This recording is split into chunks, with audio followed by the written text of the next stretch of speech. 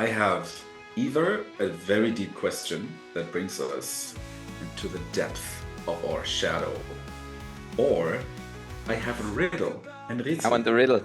I hate I was like, riddles. riddles are kind of underrated. Okay, here's the riddle. I am you, yet I'm just a tiny piece of you. I can become as large as a mountain, yet I am fragile as a bubble. Who am I? Spiritual bypasses, here we go. Feel the fun. Woo! Wow, such a different vibe. Hello, everyone. By the time you're listening to this, you are caught in a time warp. I'm not going to tell you what this is about. I'm not going to do it. Listen to the episode. We're diving deep into talking about brownies, retreats, hypochondria, stress, and we're going to ask ourselves the deepest question one could possibly ask. Have fun. Enjoy the show.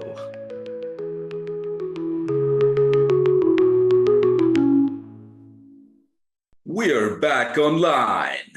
Spiritual bypassers, Jannick, Ashley, Tim. Let's have some fun. So Jannick, Ashley and I have loads to share, but how are you doing?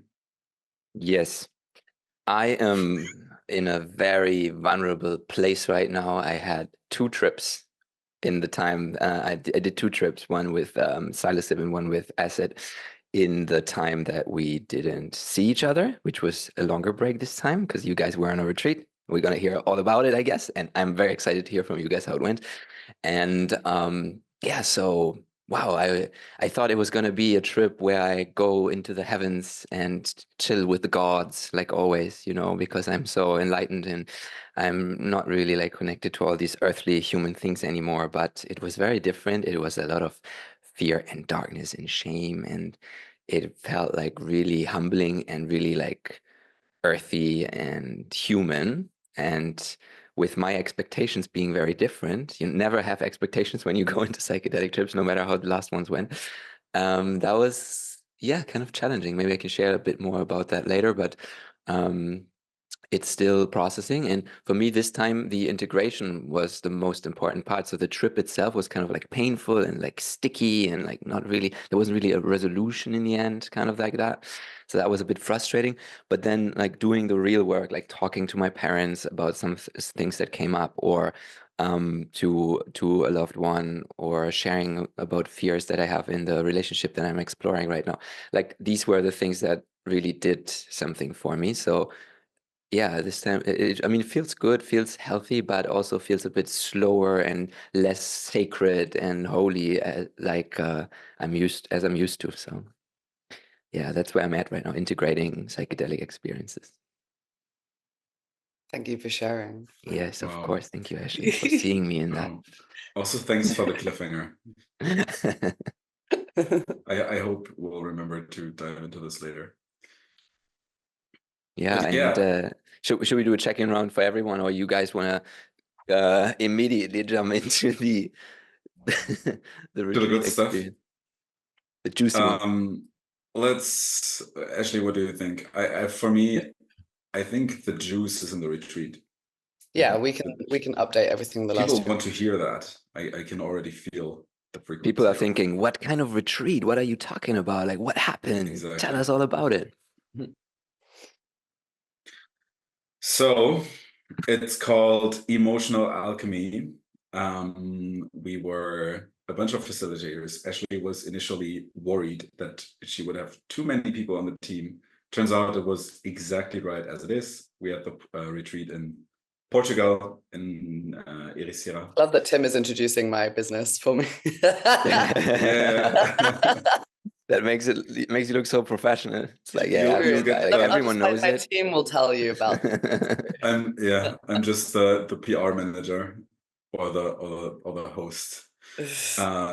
Continue. I want to hear like how it's landing for others.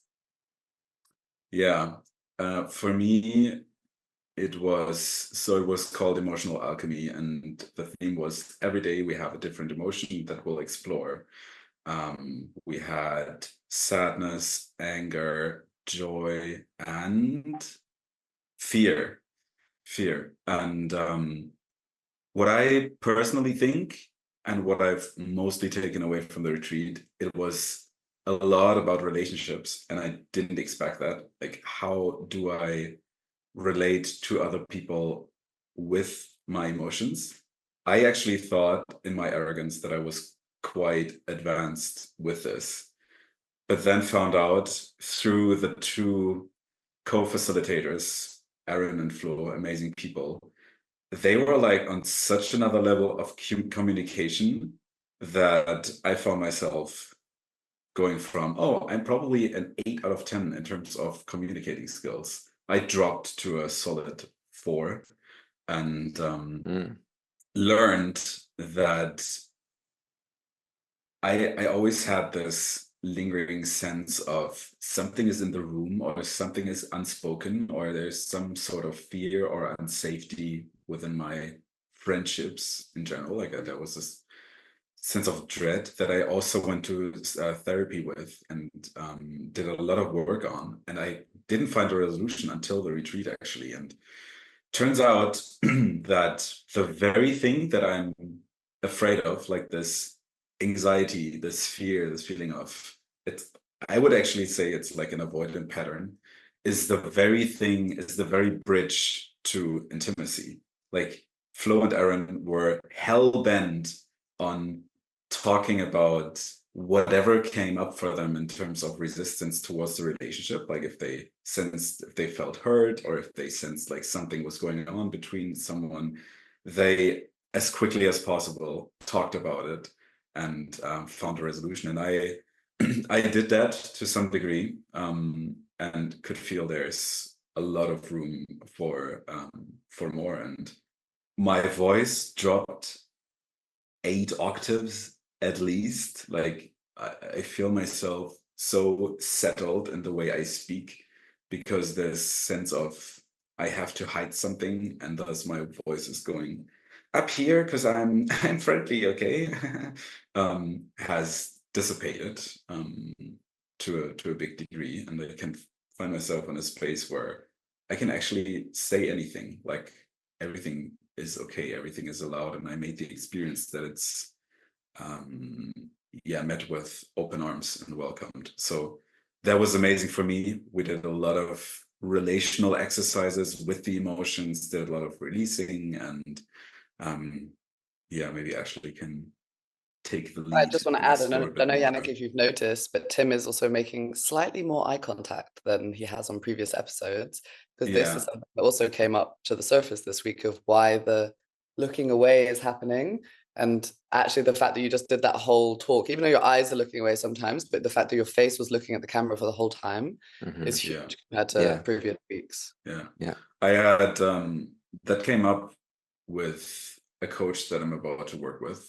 We had an intake call, and I was super excited, like, because I wanted to work with this guy for 2 years. His name is Jordan Thornton. He's amazing. He has the most amazing YouTube channel, like I was completely hyped to meet with him, finally gathered the financial resources to do it, things like this. And I was so excited, and I couldn't look at him. I was always like looking here, looking here, looking here. And it was at some point he was mentioning it. We had a 2-hour intake call. It was amazing. And he said, bioenergetically, there's a split happening, because my words are going into this direction, but energetically I'm dissociated into this direction.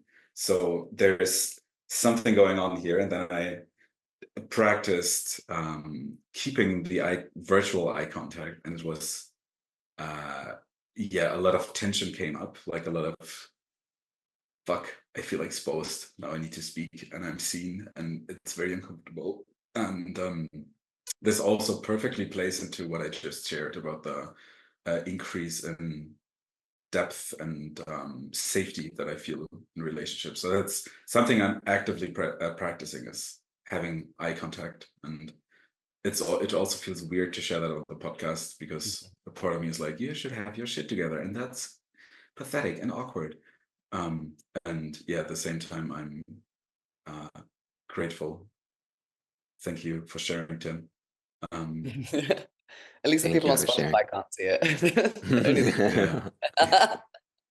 You can just make the AI autocorrection yeah, with my eyes yeah, that's for what the I whole do for my episode. reels. The fake AI eyes. AIs.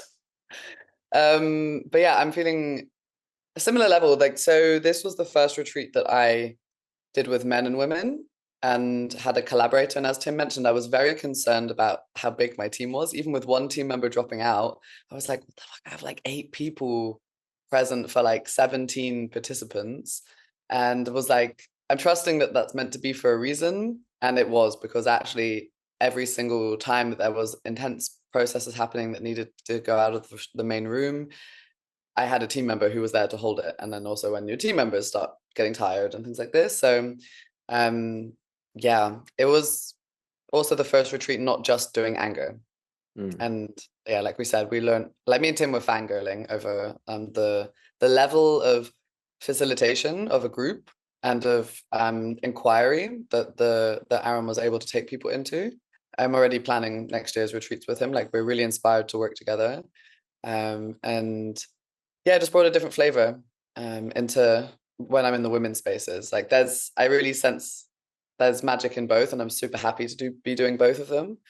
I even myself went through a bit of like an imposter feeling on the first day, which is also the fear day. So I kind of understand what was coming up around witnessing a male facilitator like so much in his power with clarity and kindness, lovingness, and still like direct aggression of like asking people questions that I hold back on myself, because I have this perception still of being this like fit, even though ironically I work with anger, of being the nice girl, of being, I was not the nice girl in my teens and early 20s, and then I lost friendships, and you make enemies and people don't like you because you're difficult, not easy to work with, to then trying to step into this like hyper feminine flow state of like, I'm soft and I'm receptive and I'm feminine.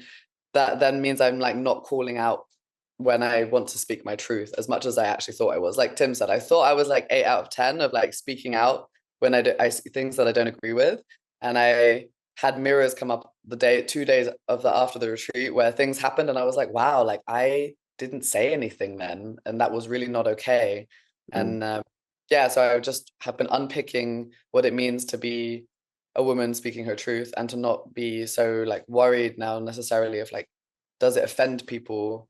Is it something that's like, am I being nice to accommodate for every single person's feelings and the harmony of like every person around me? When in reality, not speaking your truth then gives you a sore throat, makes you feel not so good. You feel like your boundaries got crossed. So yeah, it was a lot.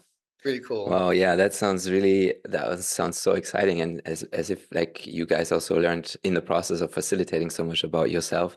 And you both mentioned, I think, Aaron, right, as being an inspiration for you guys in terms of communication. So maybe we can also be a bit more precise about like what makes his communication so good. Like, what did you notice in him that made you reflect on your own communication? And what do you think is essential to like for people to know to also like improve that for themselves? Yeah. I was going to add in, because I feel like we've been in many spaces where there are high level facilitators, but they're still sometimes coming in with ego reactions. So if a student brings up a question, it doesn't always feel like it's coming from a pure place, or they feel like a bit insulted, or they're a bit triggered by what's coming up. And I just noticed that when someone would give an answer in a sharing circle, and maybe they say, yeah, and it feels, I guess it felt, yeah, really, really, really good. And then he'll be like, okay, but like, what does that mean? And then one person would go maybe one level there. Like I would maybe ask one question, but he'd ask like 2 more. And to really get to the root, and then be able to say, so what I'm seeing or what I'm hearing right now from you, and perfectly mirror it back to the state where like even Tim had moments where he was like, wow, like no one's ever been able to mirror me and make sense in my head what's going on right now. And it was, yeah, wonderful to witness, because yeah, I've not been in many spaces with like healthy, integrated, masculine facilitators in the past years. I'm sorry to say. Yeah. I like how you said even dig. Tim, even Tim, who was like even Tim 8 out of wasn't- 10, you know? Yeah. Yeah, and adding to that, I found just fascinating that he was able to respond to everything that the group brought in. Like every time a participant was sharing something, he was perfectly able to guide the process of that participant. And the cool thing is that, that's also what I learned in my training in humanistic coaching, is that he never gave advice, at least in the beginning. He would only ask questions, and the questions were always explorative. And the only thing he did was inviting the participant to explore what's going on further. So he would mirror back what he's hearing, and like he was feeling into their words and the energy behind it, and actually just play the ball back and then ask, and how does that feel? Or if you are in that or that energy, how does that feel to you? And it was just really he helped the participants map out their experience, and the insights would come just from that.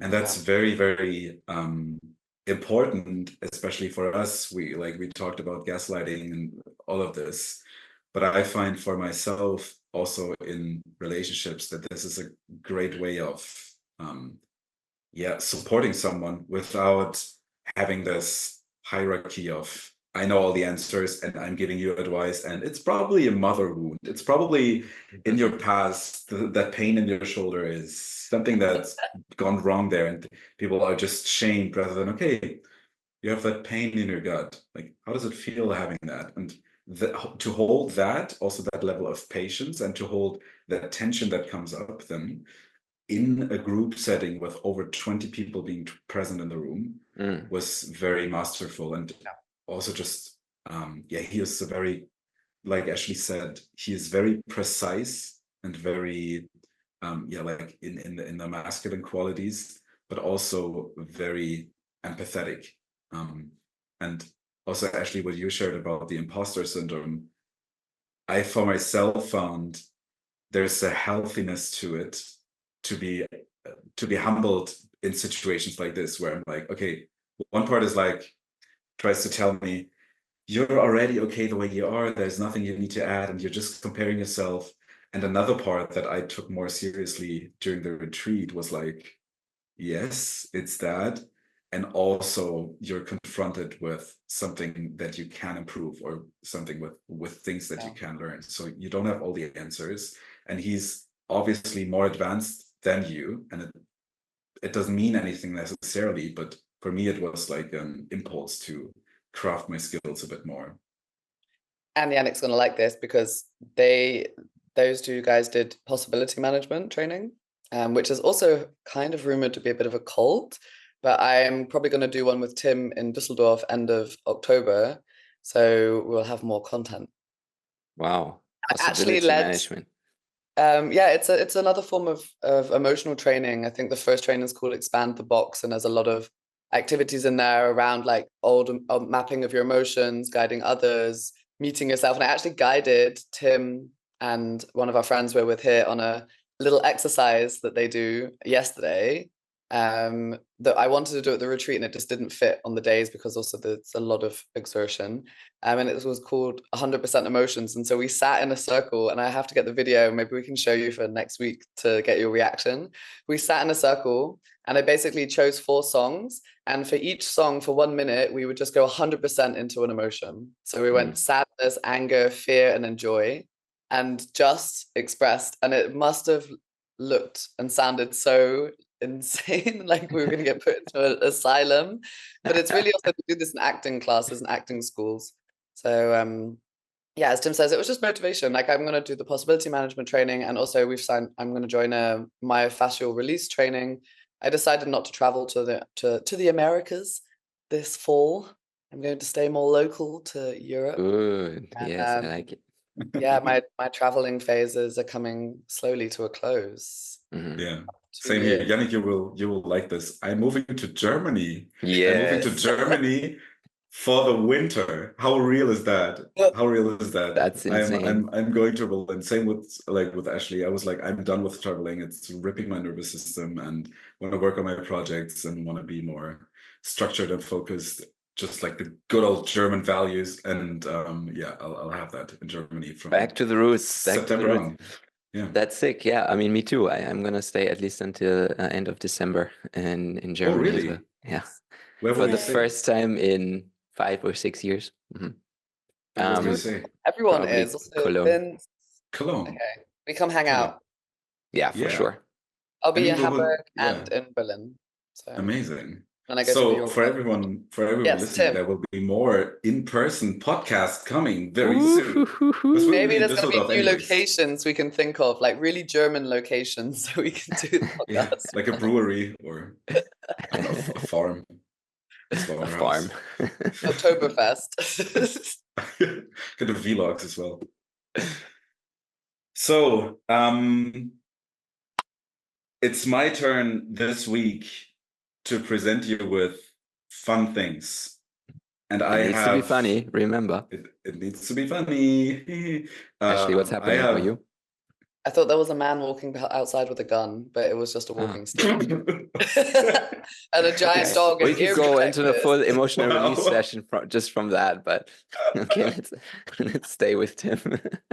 I thought there was a man trying to shoot me, but it's okay. But it's That's not, okay. it was just a stick. Happens to me every day. It's all good. I'm good. Don't worry about I'm me, okay. guys. I'm okay.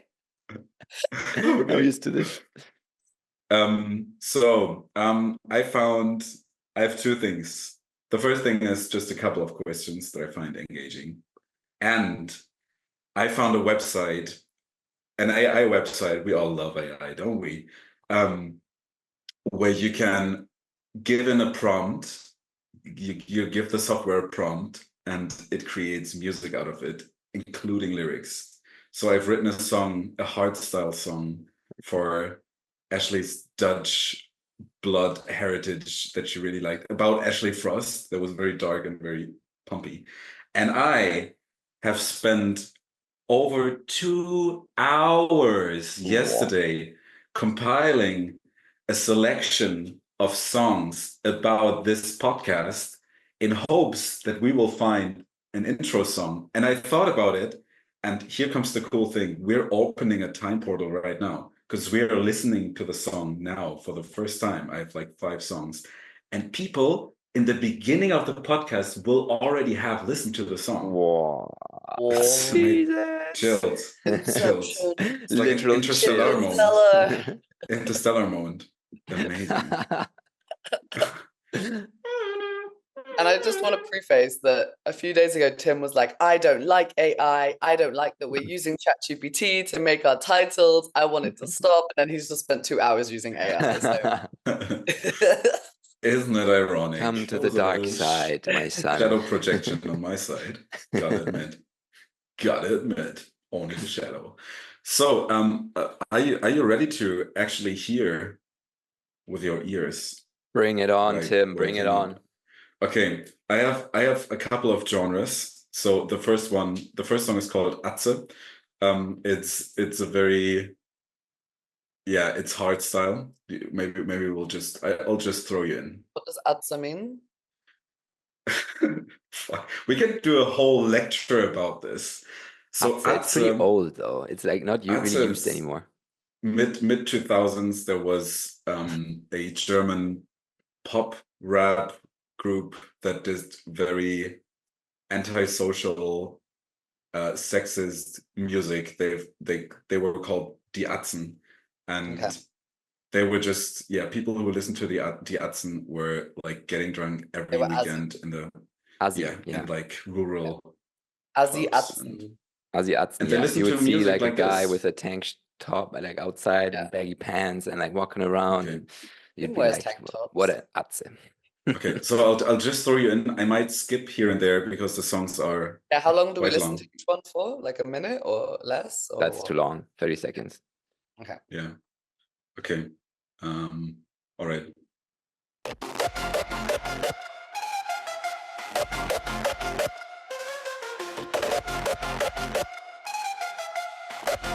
Spiritual bypassers tune in.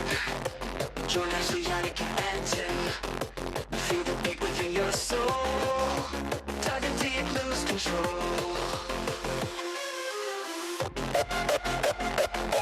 Yo! Das ballert! There's Fucking wisdom, emotions flow. so that is the verse, and there's one drop coming that I want to show you. Deep conversation, mystical ride. Hearts wide open, nothing to hide. Living life with vibrant tunes. It gives anime vibes, actually. Yeah, Like, it gives anime. yeah, you're right. Oh my god! Someone, if Like in Digimon 2 years we will be able to make our own anime with like Yeah. text to video. Oh my god! Yeah, it really has that. So the next song I just called "Joyful" because I just want to one thing. I just want to acknowledge one thing. Sorry, Like, yeah, comment. I mean, we don't know what's the song going to be, but the people listening already know. So this is pretty Yeah, sick. yeah. That's what I mean. Like this is, yeah, I know this is a time portal, but it's so exciting because maybe like everyone who listens to us is like, please pick this song. Or why didn't you pick this song? But hopefully, you know, there's this thing where when you hear something a lot of times, like over time, you start liking it more and more and more. So I hope we have biased them already enough. Or you hate it more and more and more. And we're like, fuck. That can happen too. Okay, so the next song is called "Joyful" because it's joyful. I show you lives with a smile. Jannick talks all the while. Tim's joke lands in style. Ed Sheeran. Stay for a while. Lyric flows every day. Feel the vibes come and play. Emotions fly in the fray. With laughter like the way. Spiritual bypasses. Here we go. Feel the fun. Woo! Wow, such a different vibe. Yo. Jannick has goosebumps right now. He can't believe it. Like goosebumps Gets over my out, whole Digga. body. Like, I imagine myself being on a yacht in Ibiza listening to this. You just paid Ed Sheeran to be there. I imagine myself riding the bike over Tempelhofer Feld and looking at the Yeah. sunset and all the rollerblades people around Yeah. me and the kites in the air, and I'm like, spiritual bypassers. And you're cycling around so long that you get locked inside Tempelhofer Feld. yeah, exactly. And you don't get out. Guys, don't stay until after 10:30, 11. Yeah, you have Yeah. to climb over a fence with Yeah. a sheepskin and a skirt. You don't It's want not that. bad, guys. You don't want The that. next one is my favorite. It's also the most, I don't know, it's called rock, and it's like orchestral, cinematic, stadium. I was opting for stadium rock. All right. Whispers in the void, cosmic secrets we avoid. Jannick dives in deeper still. Tim's laughter sends a chill. Wow.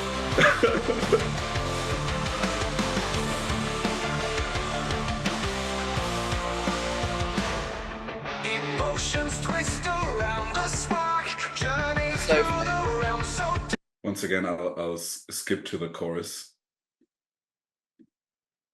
Let's see. grand design. Spiritual bypassers join the ride. Feel it in your soul inside. Voices lift you high, so high. Touch the stars in cosmic sky. Laughter echoes in the night. Wisdom. Yeah.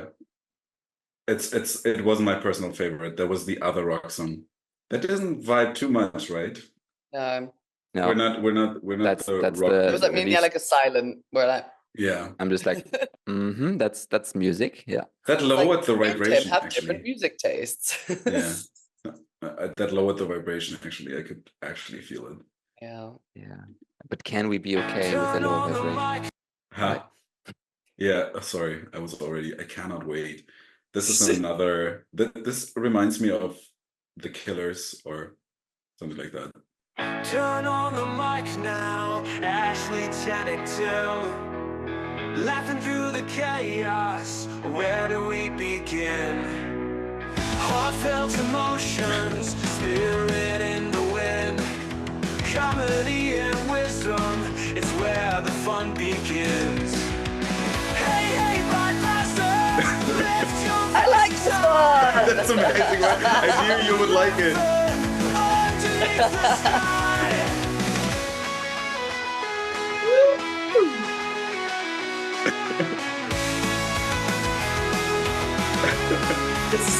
Of course I like this. What My is- like inner Fallout Boy geek is loving this. Yeah, exactly.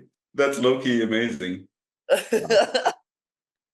Okay, That's like, tell me you were an early 2000s emo kid without telling me. Yes, exactly. Early 2000s. I was like in the car, like driving around. Life is good. It's summer.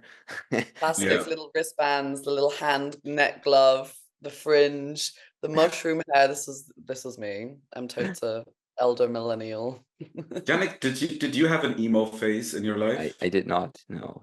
Because Were you Ashley a and I had Chad? one. Chad. Atze? Were you a Yes, Chad? I was a Chad. You were like an Azzy Chad or like a sports No, Chad? not too azzy. More like sophisticated Chad. That's another thing I want for the next episode.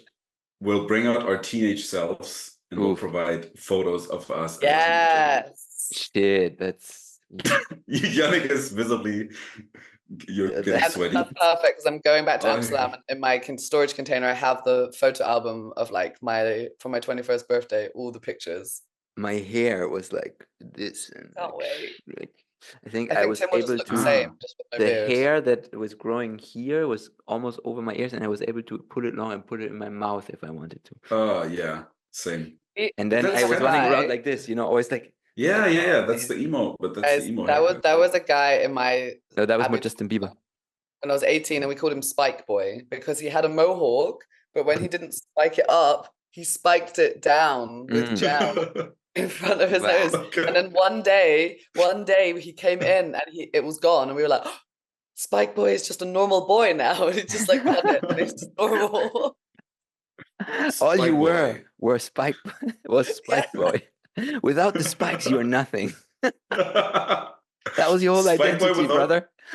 Spike Boy without the spikes is just not the same. It's just a boy. Okay, I have a last song. It's called Ambient. Let's finish this section up.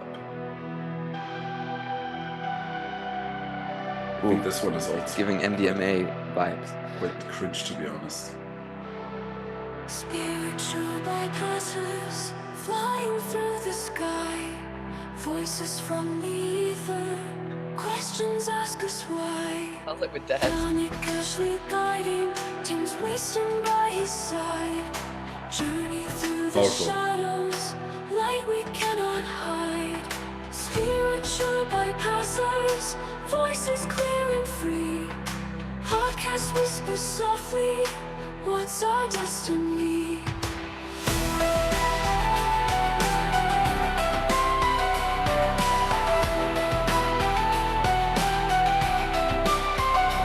Echoes in the twilight. Yeah. All right. That was Yeah, also Yeah. quite not bad, but it doesn't have some spice. Yeah. Where's the rap version?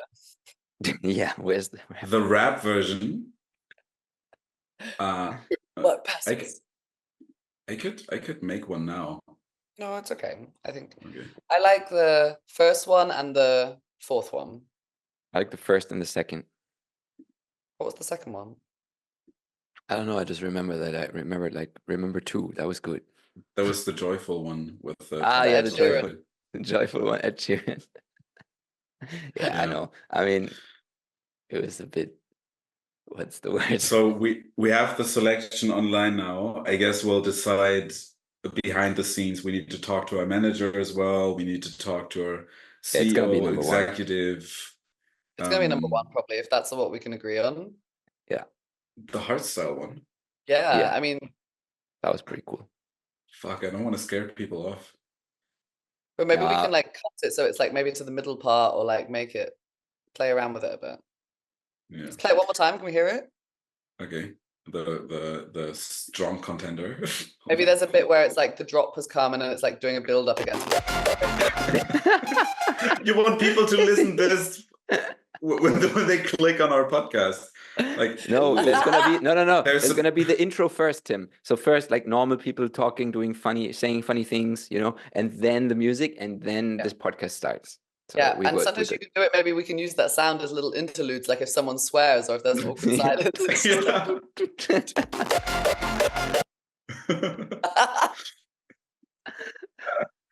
Oh, that's looks like an interesting podcast. Let me see what's in there. Spirituality, comedy. Okay. What? What? Oh my God, that's amazing. I want to listen to that. It's giving high vibes. It's giving actual. I still like the lyric. Actually, I like this one as well. What's that, number 3?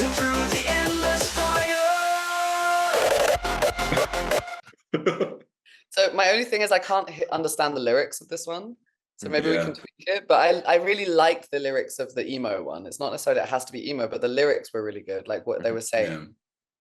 That's also the most exciting one for me. I get that Jannick was not an emo kid in his. All right, you old guys. days. I mean, if we Let's listen can to it again one more time.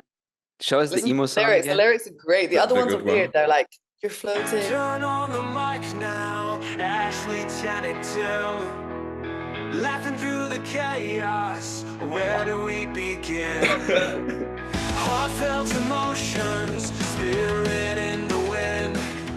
Comedy and wisdom, it's where the fun begins. Hey, hey, podcasters, lift your Okay, you guys got me, you know. It's making me emotional, actually. Like, Yeah. somehow it Jannick. reminds me of like visiting my dad's on the weekends and listening to this on exactly. radio, like these kind of songs. This slaps. Talk about the universe. But Feel what's the in there? hidden vibe. Oh, I feel the hidden vibe. Okay, it's good. Yeah. Yeah, so Okay, we can find a that's- bit where which verse we like. Maybe Tim can get the lyrics and we've picked the bits that we like. Yeah. But Okay, I just the lyrics I can hit go me with also. that one as well. Yeah. Okay. Okay, so that is ticked off. Okay. We have so many things on our to-do list today. Fucking hell. So we could traverse whatever that word means to the next thing that I've prepared. You know, Unless traverse there's is skiing anything. for a skiing word, like when you go from one ski slope and you've got to go around the mountain on the little path down to another slope, that's called a traverse. Huh. Fun fact. Interesting. Makes me want to go snowboarding again and listen to that song. That's winter. Powerful.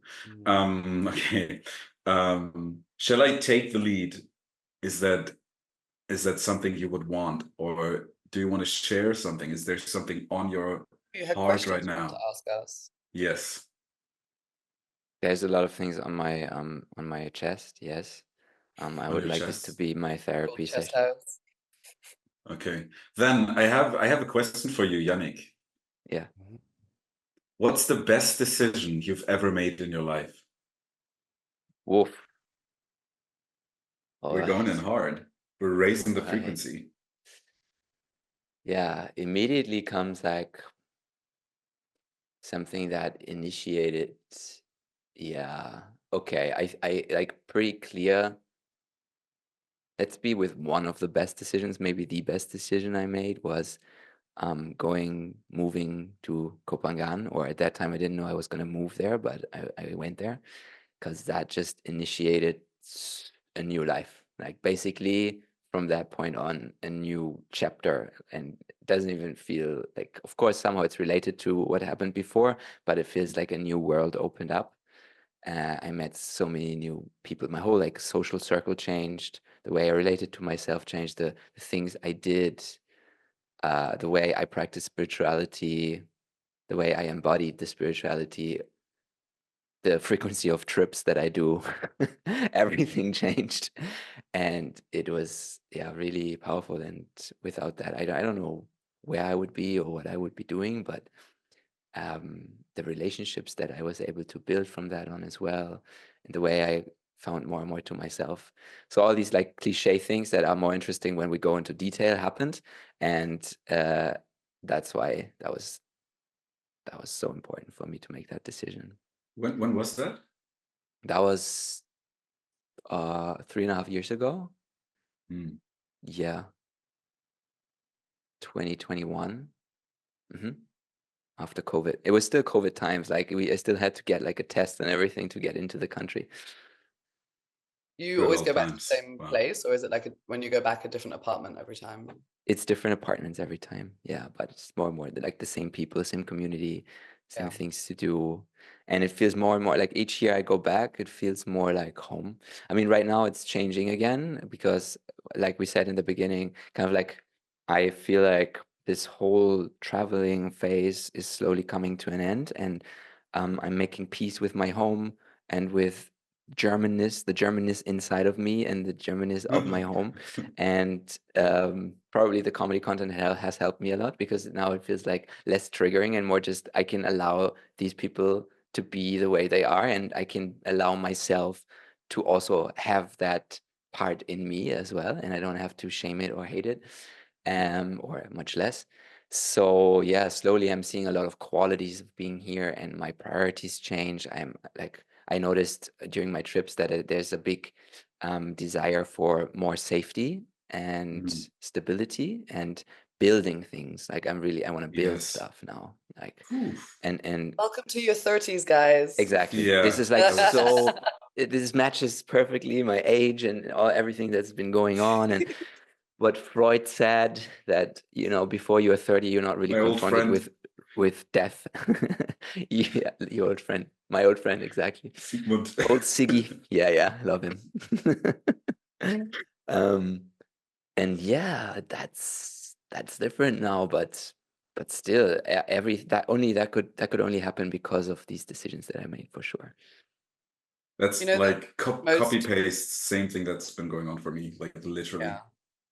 Most people think that your midlife is in your 40s, but actually, if you live till roughly like 70, then 35 is actually midlife. Mhm. So, Oh God. That's scary. right? And do you think some people just work until they're like 65? Yeah, and the Work is average life. like age is probably 65 or something, right? Or 60 or something like that. Yeah. Because people die from other stuff than old age. Yeah. So yeah, you're gonna die. So that's it. Bad news. Do Sorry We'll to don't want all to break die it, but right now. you'll die. We're already dead. Ashley, Yes. what makes you happy?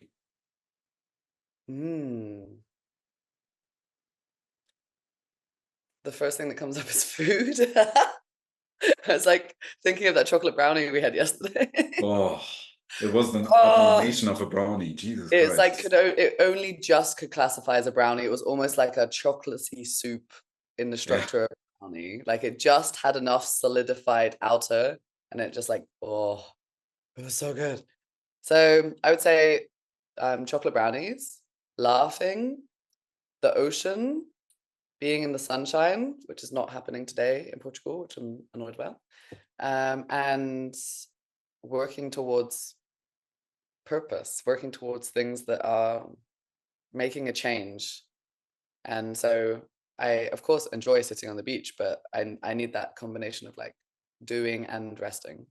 And then that makes me really happy when I feel like I'm making an impact and I get to chat with people and to see. That's why the retreat I really loved, because I could actually just see the insane changes on people's faces from when they arrived to when they left. Like it looked like some people had like plastic surgery. Like they completely like lost wrinkles and just like looked really, so that also made me really happy, even though I'm not supposed to feel a expectation or a reward, but I did. And dogs also make me happy. Especially the dogs I'm gonna get. I'm gonna get a little sausage dog with long blonde hair, like our friend has one who's called Waffles, Tiny King Waffles. And I'm also getting a big golden retriever, and then they're gonna be best buddies because they'll be like really big and really little.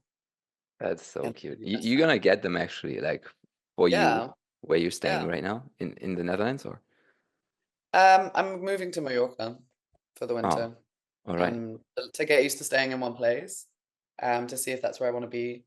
Yeah, I don't know where else I want to move to, so I'm just going to go with the closest good feeling place for now, because it has all of those things on that list as well. The thing you said about about pursuing something making you happy struck a chord with me, and I learned that dopamine is released in the pursuit of something. And that's why many people who reached a goal, like they had planned this thing for months or even for years, are like quite shocked about how little that thing actually makes them happy. And that is because the pursuit, like this almost hunting aspect and this building aspect, is actually what's causing you to release dopamine. Like also when the retreat was done, we were all like, there was such a dip, like the participants were gone, and the minute the last one left, we were all brain fogged and we're all like, oof, oof. Obviously it comes from the space holding. I was cleaning up. The team were. You weren't brain fogged. No, like I tidied up, and then we like drove all the stuff back, and then went for the team meeting, and then had dinner. But I think if you stop, then you crash. So I crashed maybe the day after. So you just don't stop. I was still in responsibility mode. Good for you, Ashley. I was not going to the team meeting and just in a nihilistic swamp of nothingness, like total lack of dopamine. Maybe I needed a chocolate brownie. Maybe that's what would have saved me. I have a question. Wait, I want to say one more thing about that, like things that make you happy, if I may. Because I read this book like last year. It was called The Lost Art of True Receiving. And or the title was The Deep Yes or something like that. And I've like somehow that came up for me, that how much can you receive, and then that determines what makes you happy, right? Like what do you allow to nurture you? So if you allow a chocolate brownie to nurture you and make you feel happy, that's great. Some people can't do that because maybe they think that's unhealthy, or they just eat it and it's just sweet and they're like, yeah, what, how does this make me happy? Does this make me happy? So this makes my teeth worse or whatever. And then the same goes with like walks in nature and or having conversations with friends. And it's really like so much about how much am I opening up right now and allowing this situation to nurture me. And so many things have the potential to nurture you if you're like really like present in that moment, and you see if you want to say it in more spiritual terms or whatever, like you see the love that this situation is made from. And it's very easy if you have a very comfy, this feeling of comfy, this MDMA kind of feeling, this like yummy, this like this chocolate brownie is so soft and tastes so nice, and this tastes like love, it's nice. But you can actually, this quality, and I'm comparing it to MDMA because when you have that substance in your body, it can happen that you perceive everything, like a little touch on your skin, or like music, the way music massages your ears, or the wind on your skin or whatever. You perceive that as something like soft and loving and nurturing. And the more you open up to these kind of situations, and like even listening to a voice and stuff like that, or the way it makes you feel in your body when a friend hugs you or whatever, it can be so nurturing, or it can be nothing. It can just be a hug and that's it, and you didn't allow it to nurture you at all. So I just want to like appreciate. And the more you allow yourself to be conscious of that, the more you can consciously decide to make things nurture you. That's a big factor, I believe, in what makes you happy, is how much do you allow it to nurture you. Yeah, that's also part of the reason why I stopped traveling, for example, because I found out at some point all this bigness and all these dopamine heavy new things that I was encountering almost every 2 weeks. I was in a new place, and at some point I was like, actually I'm longing for a very simple life where I can get up for half a year to a year in the morning, and every day I'm doing the same things. And to find joy in that is so beautiful, because at least I hope I will get independent of these big things that nurture me, and I can find deep joy in drinking my tea in the morning, for example, or coming home from the gym and getting to start like getting to work or things like this. So I totally agree with you. Like it's like life mastery to be able to enjoy the wind or to enjoy simple things like a flower or a landscape or maybe a person that you randomly meet on the street that is smiling at you, things like this.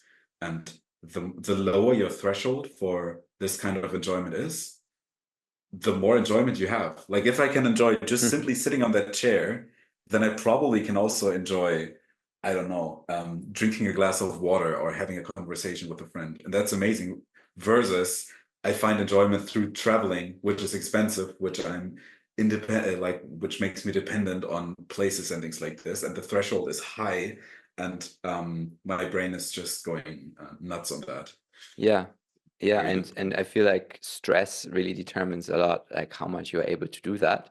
When you're like very tense, feels like you need a lot of stimulation in order to feel like nurtured. And the more relaxed you are, the less stimulation you need in order to make this a great experience.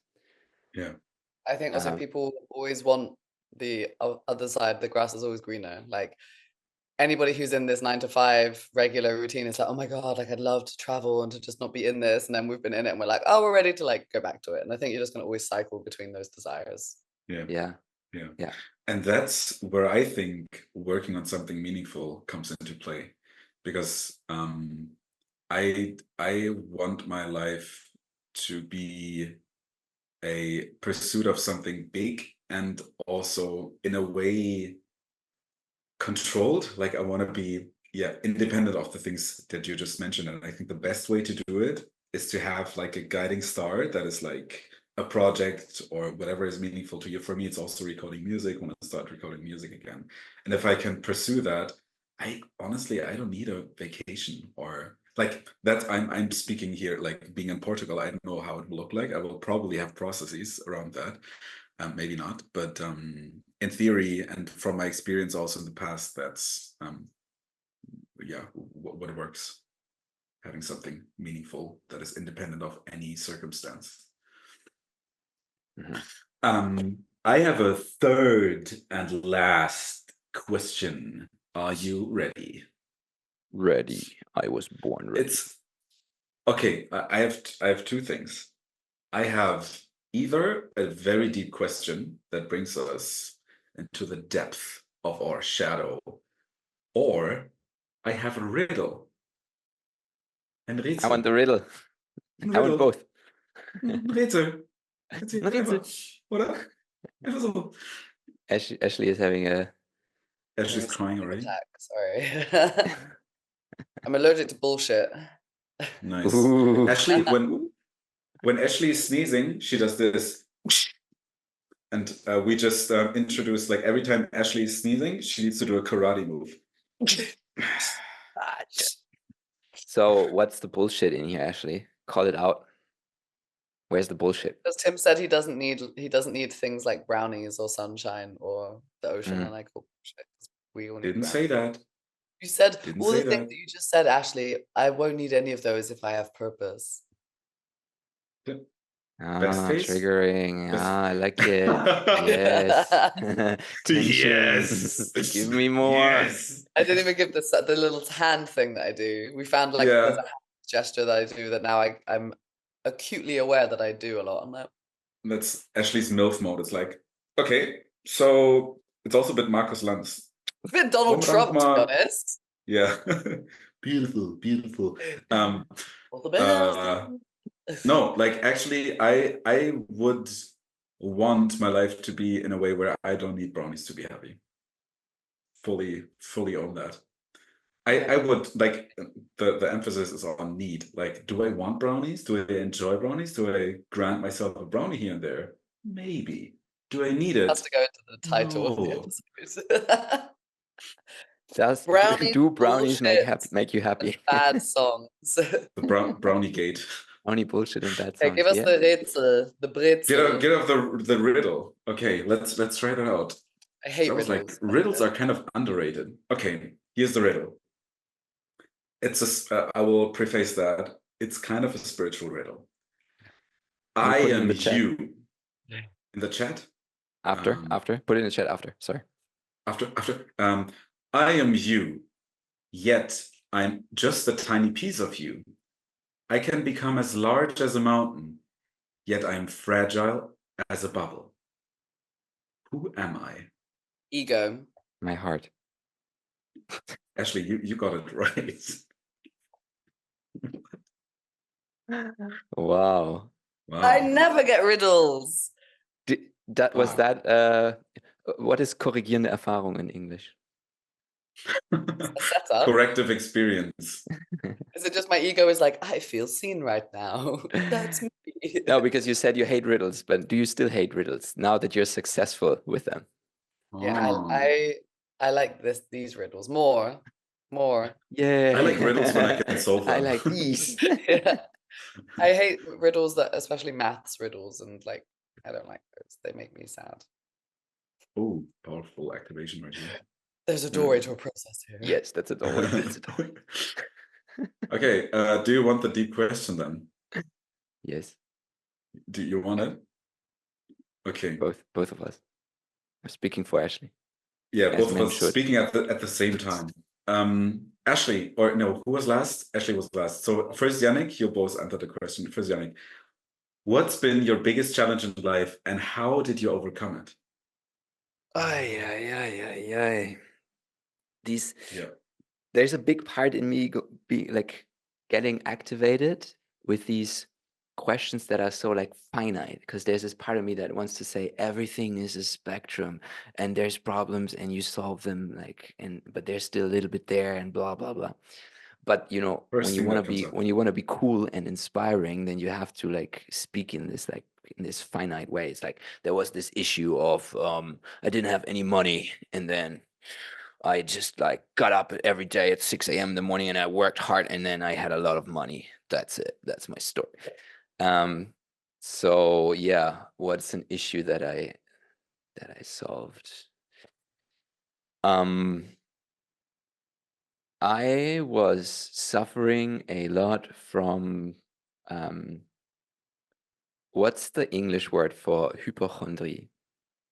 Hypochondria, like the Hypochondria. fear of having an Hypochondria. illness, fear of doctors. That thing. No, it's not fear of doctors. It's fear of disease. It's like perpetual fear that you are ill. Exactly. So whenever I felt emotionally unstable but didn't notice, that's the thing. Unawareness is the big thing here. I felt like, okay, something's wrong with my body, and projected everything on my body. And it's like, oh, I have a headache. That means I have a tumor, or I have it's like my heart feels a bit like off today, so probably I'm gonna have a heart attack soon, or like whatever. Like everything goes to the very extreme, and when you talk to somebody else about it, they just think you're crazy. They're just like, what, this is so unlikely. And then you're like, yeah, it's unlikely, but it's possible. So you can't say that it's impossible. So you hold on to that fear. It's almost like an addiction to fear, and this fear gives you somehow, I would say, safety. It sounds really weird, but as long as you're afraid all the time, it can be a strategy to feel safe, because then nothing bad can happen, nothing unexpected can happen. So this kind of strategy I still notice in myself, but there it was much more extreme. And like, as I said, it was directed towards my body, and I went to doctors a lot, and then you get even more frustrated because I don't find anything, and everything takes like ages to get appointments, and you're always in this like fearful state, and you never get clarity. You always wish you get clarity, but you never get it. And so that's not the way to, like, sometimes probably a diagnosis can help to calm down, but in the end it doesn't solve it. So what solved it for me was doing the emotional work that I had to do, like really looking what's underneath this, exploring, investigating. Oh, actually, I'm really sad because of the breakup. Oh, actually, the breakup reminds me of the divorce of my parents, where nobody took care of my feelings, or I went into like a cocoon because I wasn't ready to feel the grief. So now this grief wants to come out. Like these kind of things, and that's like a real story that applies to me. They came up, and once I allowed myself to go more through that, I was able to see and look at these things that my body uses as signs to speak to me as actual signs and not as diseases. Or like David sometimes says, the disease is the solution, not the problem. This kind of beautiful way of seeing on myself differently and the things my body comes up with, that was huge for me, because it gave me a lot more quality and happiness in life, and less fear. But now I can still see this theme in other topics, like new topics, where I approach it the same way, staying in a fearful state all the time in order to feel safe. So I'm working with a coach right now in Kilobi Inquiries, which is closely related to emotional release as well.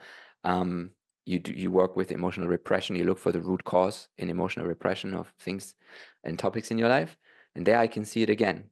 Like just the other day, I felt like, this realization.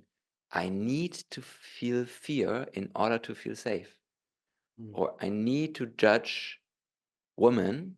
I need to have this specific image of women in order to feel safe, because then they can't disappoint me with that behavior anymore, because I already expect them to. I'm already afraid that they will anyways.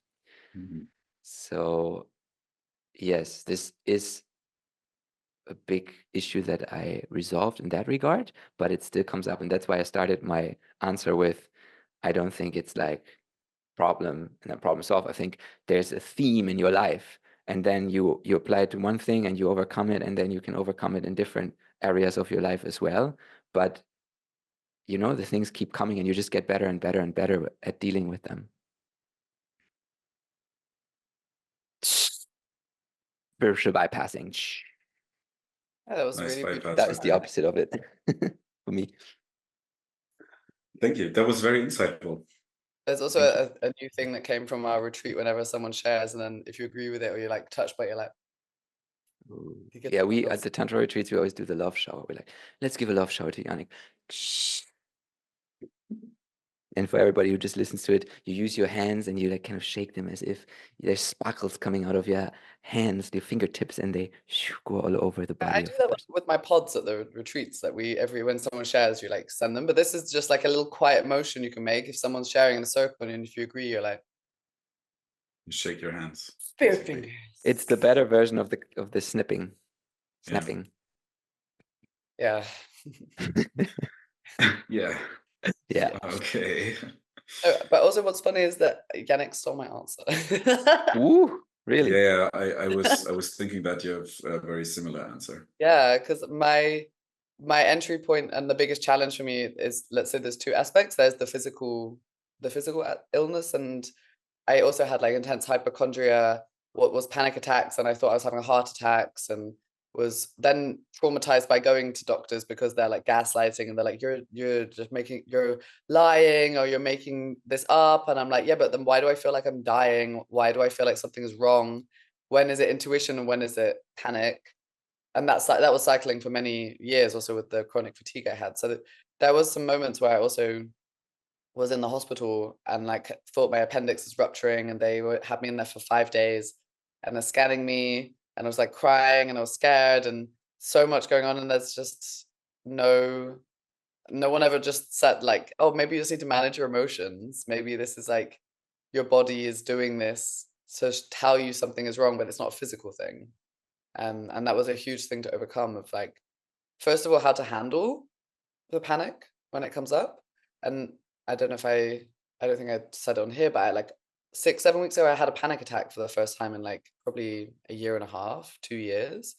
And it just came on very gradually. I was in a restaurant with my parents, and it was like a lot of people drinking, and the football was on somewhere, and it was like everyone's on like bachelorette parties, and it was just like really, I couldn't feel safe, and also with my parents. And then something bubbled up, and I was like, something's wrong. And I was like, shit, like, is this like spidey senses? Like I sense like something's gonna happen in the vicinity. Like I was like, is there like a bomb? Like, is something going on? And I was like, wait, no, I think this is just happening inside of myself. And it was coming up. And because I've been through them so many times now, that's also this lived experience that you're going to be okay afterwards. So then like knowing your support tools. So like I was just like tapping on my chest and breathing, and just like really being with the part and be like, it's okay, I'm here. So that's a lot of the ways of overcoming, especially the like fear states. But for me, the biggest thing I overcame was depression. And what got me out of that was, again, emotional work. That's why I do anger work now, like tapping into the healthy anger of not being a victim anymore to life. Like, life isn't happening to you.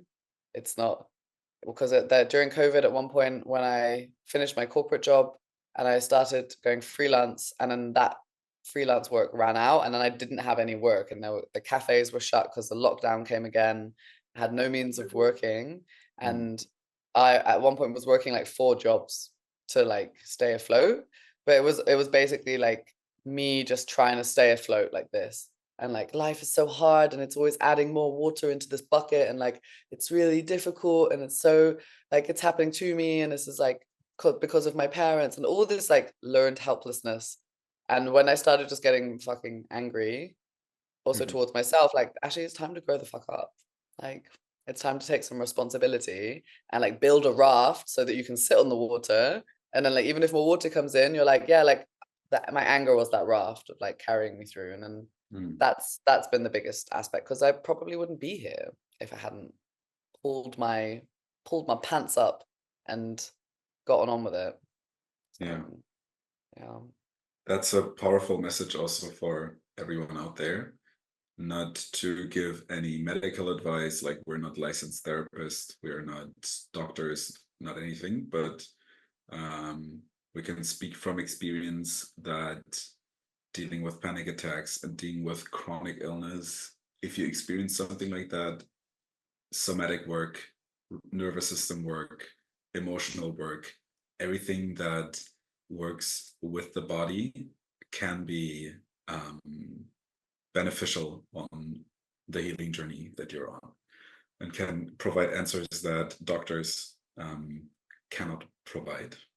At least we can say that experientially. Like, I'm very cautious with giving like one-sided advice from our experience and from the experience of our clients and the friends. Like, most people in the spaces that we're in have had a story like this, and if they didn't found a full redemption or seizing of whatever symptoms they have had, they at least got more insights, and their life got way easier through doing this work. So just so you know, if you experience symptoms like this, if that rings a bell, that you're in pain every day and you might not know what's going on and nobody's able to tell you, there might be an emotional cause behind this, and it may be worth investigating.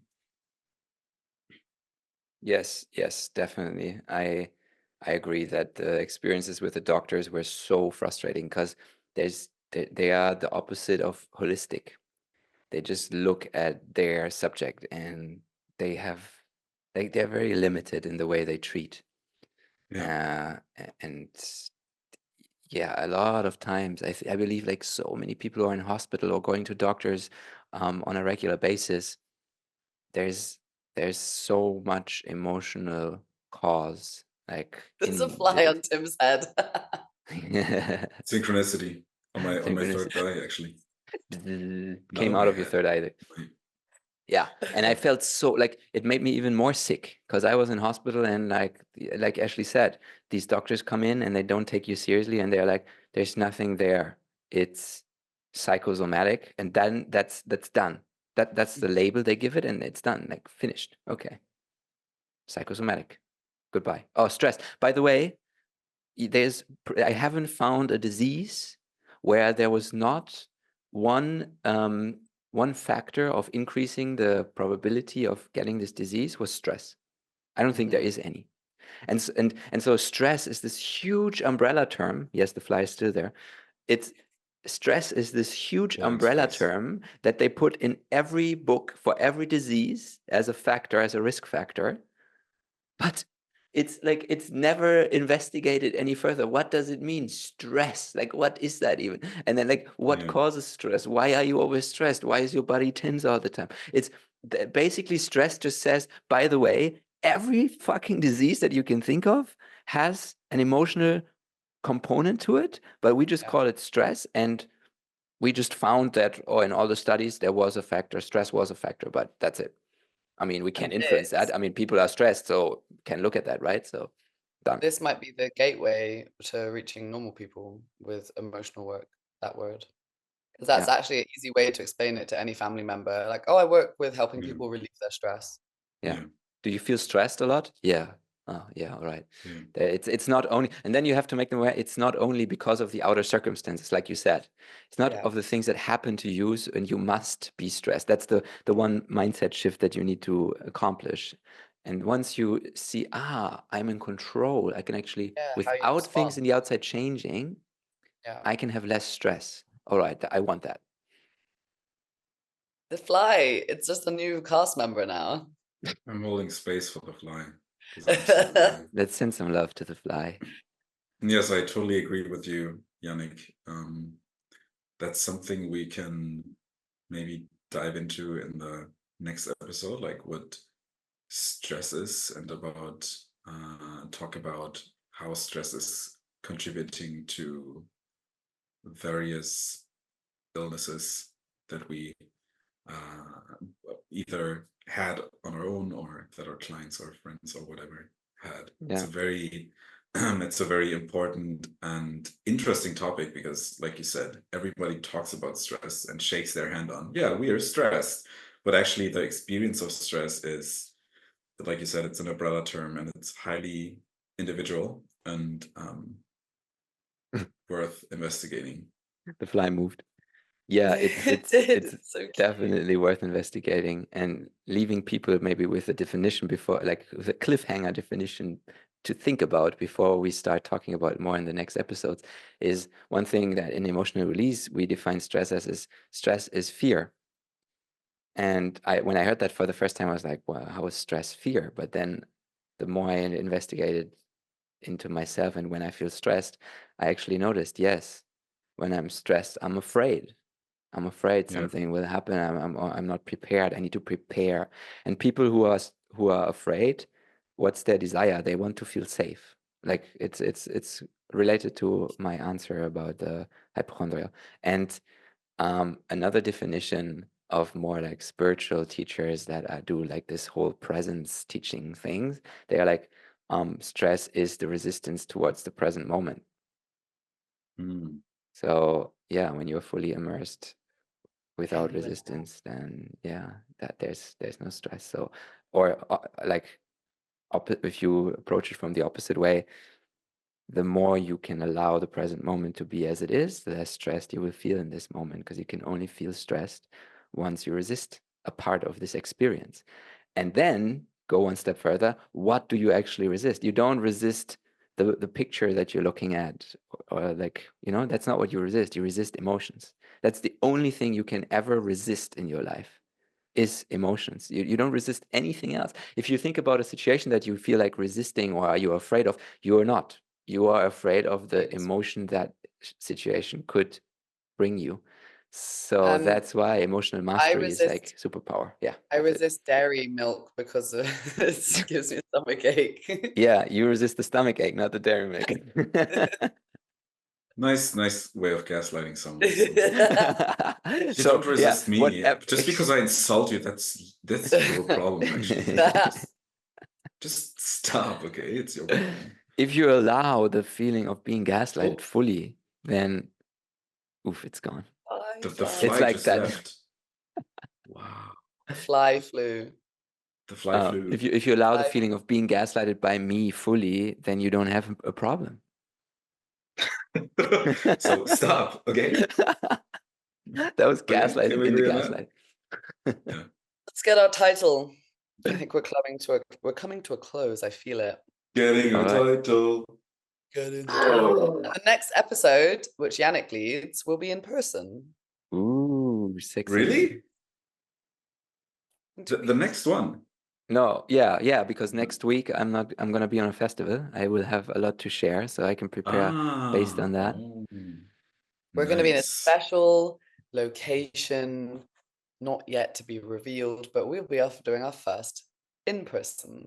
In person. Yes. Maybe we should do that.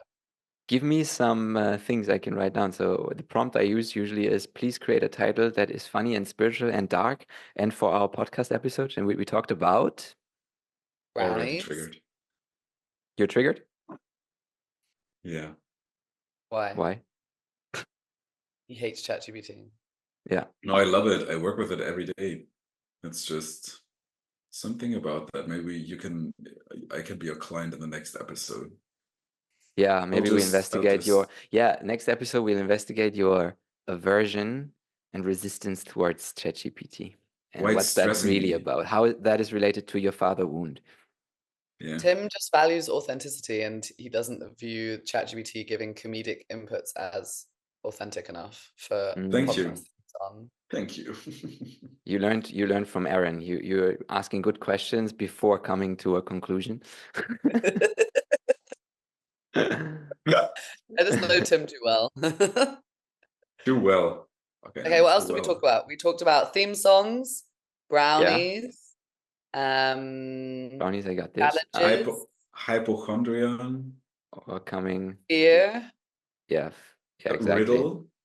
riddles. Riddle me this. Riddle me this brownie. Spiritual riddles. And theme songs is a big Retreat. one. Retreat. Yeah, I Aaron. got that. Aaron. We'll just tag him in this episode. With you, Arun. It's with you. What's his last name? What's his Instagram? Thompson. Aaron Thompson, ARUN Thompson. Aaron Thompson coaching, everything written together. We'll tag him. I'm stalking him every day. I can't get enough of him. Really? I need a Okay, bigger now slice when of I the look at cake. his Instagram as Tim well. after stalks this. him like he stalks his favorite YouTubers going through crisis, which we can talk about next. Oh. What else? Give me more topics. That's enough, isn't it? All right. Okay. know what else Hypochondria. I forgot. The theme song thing took up a long time. I like it. Emo, childhood phases. We're gonna bring out pictures next time. Sorry, had to do it. Jannick is not amused. The phase All right. outs, the phased out music. There we go. So number 1, brownies and breakdowns, dark humor and spiritual riddles, and hypochondriac hiccups. Number 2, fear, fudge, and fables, a darkly funny dive into stress and spiritual riddles. Number 3, brownies of doom, hypochondria, emotional retreats, and the dark art of communication. Yes. I like that. That's Number like 4. the Scorpio title. Ashley's like, Spiritual- yeah, that's me. Number 4, spiritual sweets and dark feats, unraveling stress, fear, and hypochondria with humor. Number 5, dread and dessert, a darkly comic exploration of stress, spirituality, and asking questions. No, okay. Number 3 it is. Yes. Yay. The last one was too dark, even for Miss Scorpio. Yeah. Brownies of doom.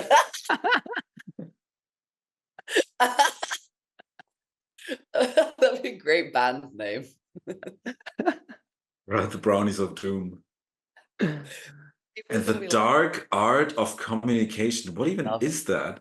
I don't know. It's a It's like dark art of ChatGPT is like, it's about communication, and he said I should make it dark. yeah. Dark art of communication. Didn't mention the theme tune at all in there. Maybe we need to change it a bit, and like instead of dark art of communication, we make it the art. the art. The Art of communication. Yeah, but we want to fart. have the theme song in there, right? Hmm. How did You you? just put a little thing at the end, like theme song edition.